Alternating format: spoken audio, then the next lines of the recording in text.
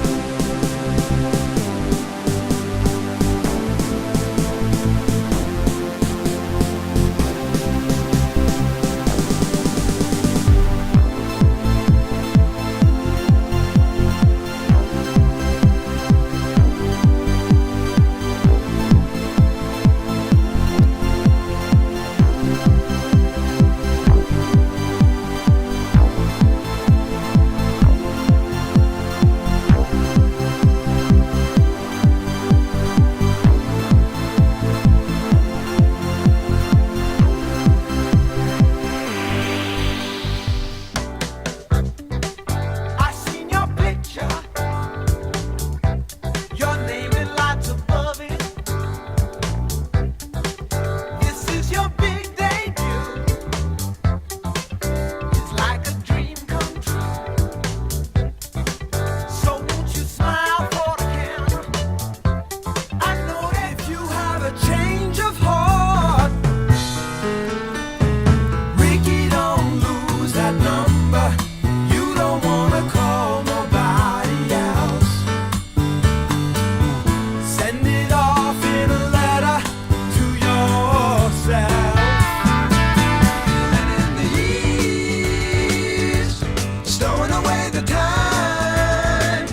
Are you gathering at the teas? Have you had enough of mine? Are you reeling in the east? Stowing away the time.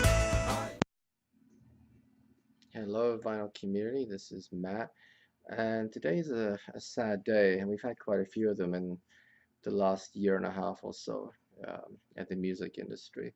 So, Walter Becker passed away today, and for those of you who don't know, he was essentially one half of Steely Dan, one of my favorite bands from the 70s, and just yeah, iconic jazz rock band, you know. And their heyday was certainly the 70s, and they did um, after a breakup they did reform, but yeah, just I actually didn't know that he'd been unwell. I don't think I don't think they've given any reason behind his death or any kind of medical explanation, but I guess it really doesn't matter, you know. Either way, he's gone, and yeah, so again another sad day. We lost Glenn Campbell just recently, a few weeks ago. And of course, last year we had a whole raft of deaths, you know, Prince and George Michael, Glenn Fry, etc., etc. And just, yeah, I know that that's what happens. People age, of course. Um, and a lot of the music stars from the 60s, the 70s, and even the 80s um, are getting older. Some of them are starting to pass away. But you know, yeah, Walter Becker, he was only 67. That's not particularly old, and you know that's barely older than my mother. So it makes you think, you know. But I so today I thought a little impromptu video. I had intended to make a video today anyway, but it was not going to be about Walter Becker or Steely Dan, but now it is, you know. So I do have a few albums of theirs that I'd like to show, and you know, we've this video will have a few clips of their tracks. Because of copyright reasons, I really can't play the complete tracks, so just tiny snippets from a few of their most well-known songs, but it'll still give you a flavor of what they were all about. And if you don't have any of their albums or these particular albums, maybe it will inspire you to go out and buy some. Um, I'm hoping the prices don't get jacked up on their LPs. It's possible. We'll see. That sort of thing happened with Prince and so on. But yeah, hopefully hopefully we avoid that. But yeah, so let's talk a little bit about Walter Beck and Steely Dan. So yeah, he was born in 1950 in New York, and he actually met his sort of partner in crime, Donald Fagen, um, in college, and this was in New York still. And then they moved out to California, and they formed Steely Dan, and that was in 1971, I believe. And that was kind of how it all began. You know, they had various other members of the band from time to time, but they relied largely on session musicians. You know, and their first album came out a year later after they had formed, and that was Can't Buy a Thrill in 1972. And that's the first album we're going to look at. So here it is. And one thing about their albums, particularly their earlier albums, I love the artwork on them. It's just terrific. Let's take this out of the plastic. I'll take a look here because I mean, look at that. And it's a gatefold, so we'll open that up. There we go. Yeah, the middle's not that interesting to be honest. The center of it, it just has lyrics, but so you can see from the picture here, there were various other members who played on the album, but Fagen and Becker were the two kind of constants throughout Steely Dan's existence. And here's the back of the album. I think I bought this in a thrift store. I'm pretty sure I did.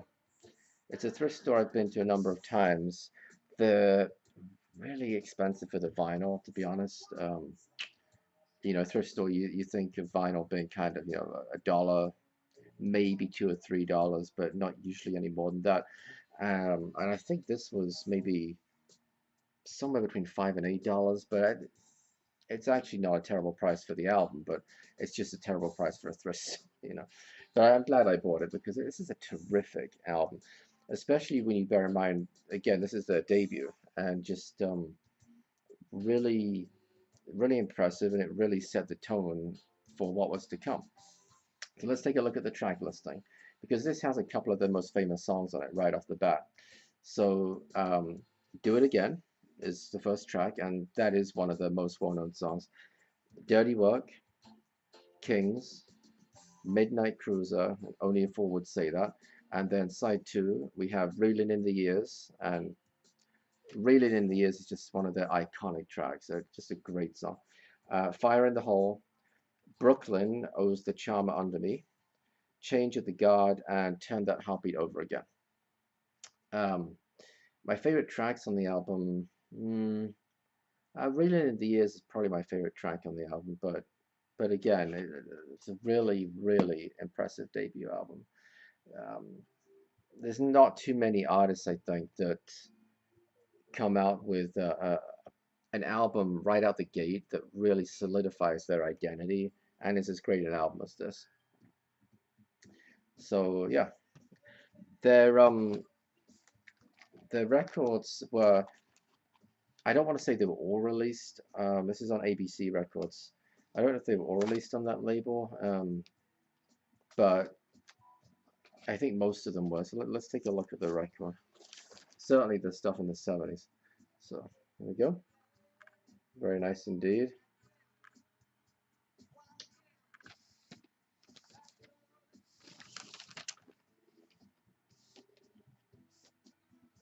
All right. So the follow-up album was 1 year later, 1973. That was Countdown to Ecstasy. I don't have that particular album. I have three other albums, three out of the seven kind of earlier classic albums, and that was followed in 1974 by Pretzel Logic, which I do have. This is another great album again with great artwork again. Let's take a look at this. So here is Pretzel Logic, and just yeah, I mean, look at that guy selling pretzels. I like the prices too, 15 cents. You wouldn't find that now. So yeah, and again, it's a gatefold. I much prefer the center of this one. In fact, it opens vertically like this. I just think that's a really cool gatefold. It's very nice.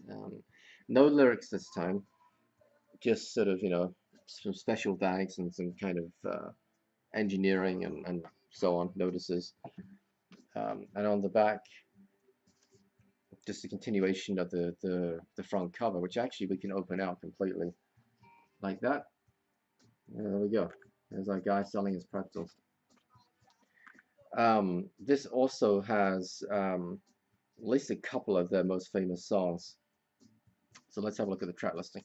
Side one, Ricky, Don't Lose That Number. Yeah, I mean, come on. It's I mean, a lot of you guys will know that. It's not only one of Steely Dan's most famous songs, I think it's one of the better known songs from the 70s, particularly in the US. We then have Night by Night. Any Major Dude Will Tell You, which is a fantastic track. It's yeah, it's just then we have Barrytown, East St. Louis Toodle Toodle Oo. Then side two we have Parker's Band, Through with Buzz, Pretzel Logic title track, With a Gun, Charlie Freak, and Monkey in Your Soul. And yeah, just a wonderful, wonderful album. And I'm pretty sure I bought this from the same thrift store that I just mentioned. And I'm almost certain this was $8.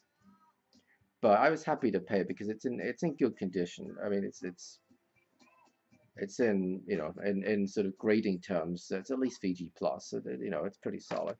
And again, this is on the ABC label right here.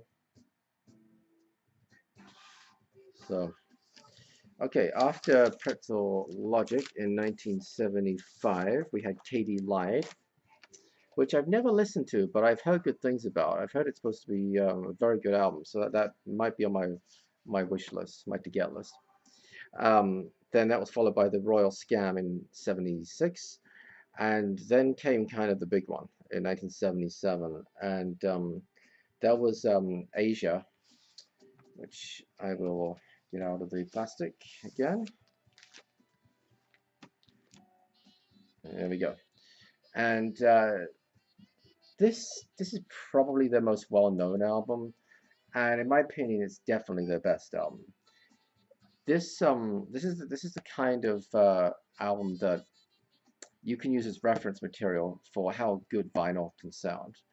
And I mean, Steely Dan, Fagen and Becker were known to be kind of perfectionists, particularly as their careers went on later and later with Steely Dan. It kind of culminated in the ridiculous Gaucho, which I'll get into in a second. But um, this is an absolutely amazing album, and if you don't have it, just go and buy it. And if you don't think you're gonna like Steely Dan, just go and buy it. It's not particularly expensive. In fact, you can probably get this for cheaper than the other two albums that I just showed you. I do not remember what I paid for this, but I'm pretty confident in saying that you could get this for $5. You know, for a reasonable copy, you could probably get it for $5. So again, it's a gatefold. Well, here's the back, very simple with the track listing. And I really like the centerfold with this because it gives a lot of information about the album and about the tracks on the album too, which is very nice. There's also kind of introduction here written by the president of ABC Records. Looks like Steve, I don't know, Weiner or something. I should probably know who that is, but I don't. But yeah, I mentioned that Steely Dan were kind of notorious for being perfectionists, and more than that, they were notorious for the quality of the mixing and mastering on their albums. And this really was the pinnacle, Asia. And I should mention something about the name. The name is a little, oh, I don't want to say controversial, but the pronunciation of the name is somewhat controversial. I've heard it called many things. Heard it called how it's spelled, which is just Aja or Aja. I've heard the J pronounced as an H, like Aha or Aya, like that. But Asia was like Asia, ASIA, but a slight twist, I guess. Um, Asia was the name that, as far as I know, Steely Dan called it. That is the pronunciation they use. So that's the one I'm using today. Um, the track listing on this is unbelievable. Again, I'm repeating myself, but it has some of the most well-known tracks on it. So, but it only has 7 songs. It's not a long album in the number of tracks, although most all of the tracks are pretty long actually. But so we start off with Black Cow, then Asia, the title track, then Deacon Blues, iconic Steely Dan track. I mean, I don't even know what to say about it. It's an amazing song. Peg, another fantastic song, and also one of the more radio friendly tracks. And you'll hear it all the time if you listen to a 70s channel on the radio. You'll hear Peg played a lot. Then Home at Last, I Got the News, and Josie. And yeah, what to say about it? Again, I love the artwork on it. It's an iconic album, and yeah, here's the record. By this point, ABC had moved on to a new design, but it is still the same record label, right there. And yeah, my favorite track on this, it might have to be Deacon Blues.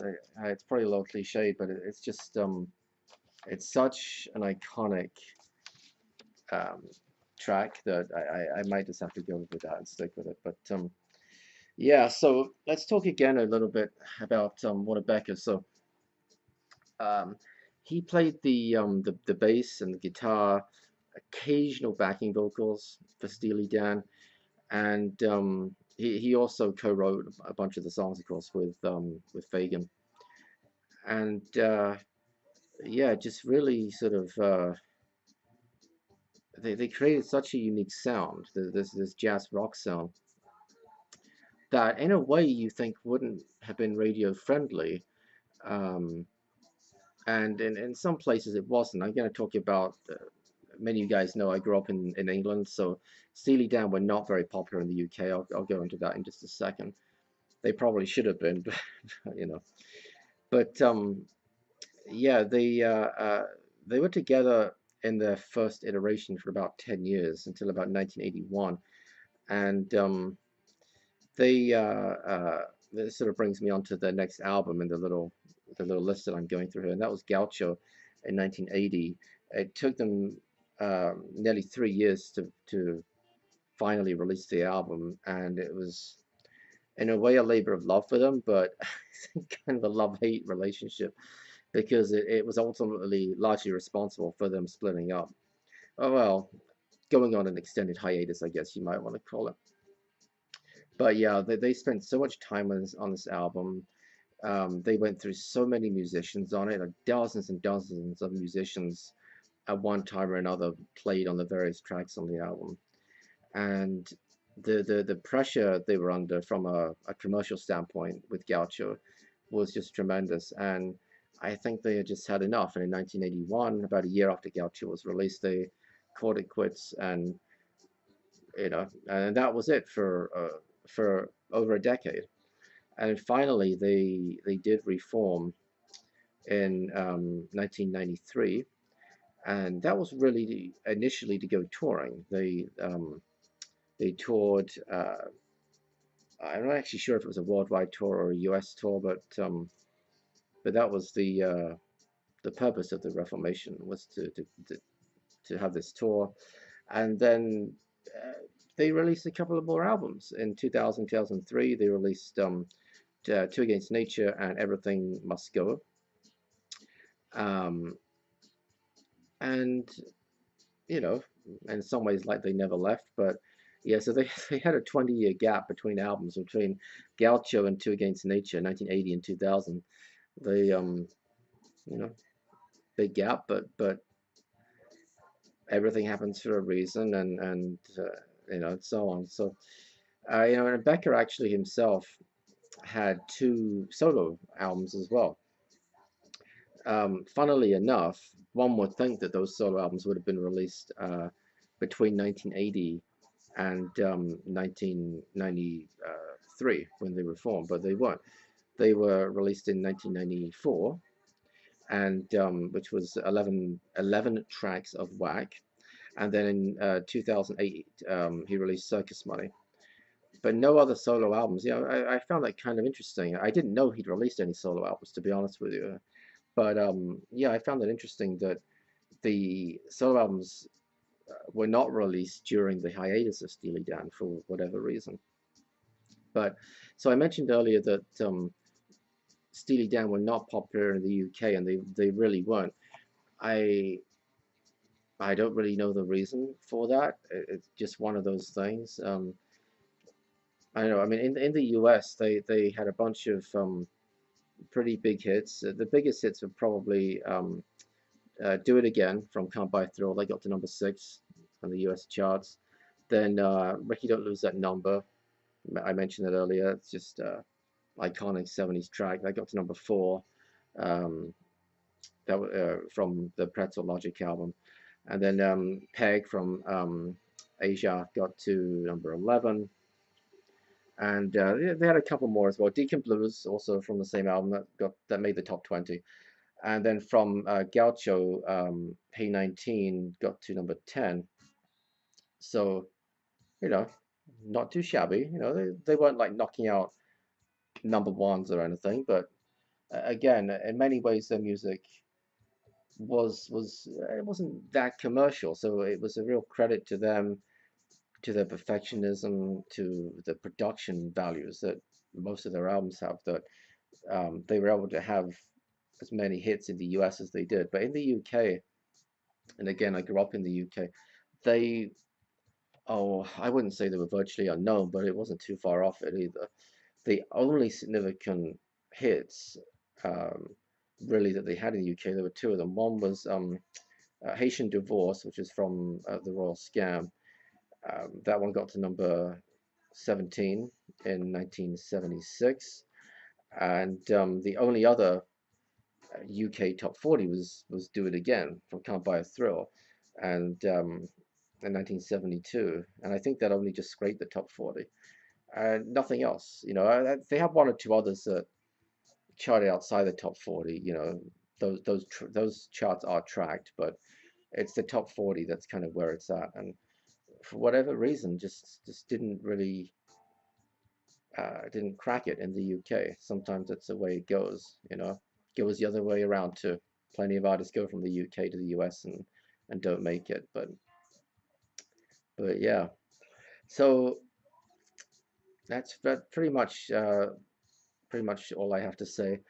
Just another sad day for music, and it really is sad that so many of the artists from that era now are getting to an age where their passing is more likely.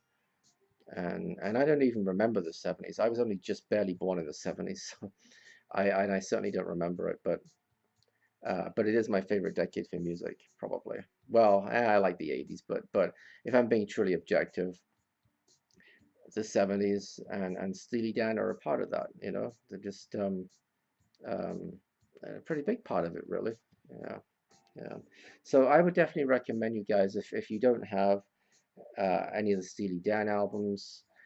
Um, they're not particularly expensive, and I'm hoping they don't skyrocket in price again, like we have with Prince and so on.